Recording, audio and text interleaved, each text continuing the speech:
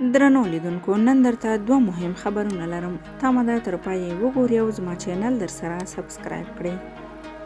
افغان دولت وايي طالبانو د تاوتریخوالي په دوام سره د سولې هڅې له خنډ او ځنډ سره مخ کړي دي.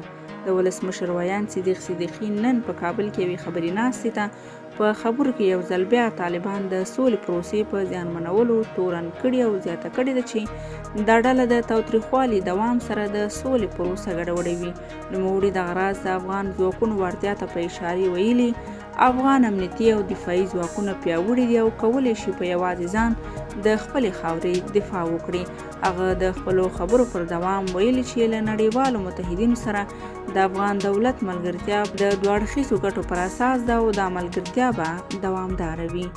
اوس دویم او مهم خبر دا چې ټرمپ له افغانستان څخه په بیړه د خپلو ټولو سرتیرو ایستلو پریکړه کړې ده.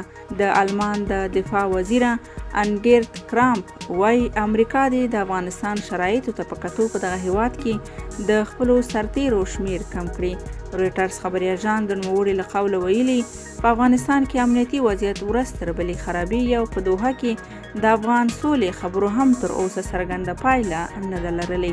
نو په بیړه د ټولو سرتیرو وتل به د پخوانیو تېروتنو تکرار معنا ولري او امریکا ته پکار ده چې له دې موضوع سره سطحي برخورد ونه کړي.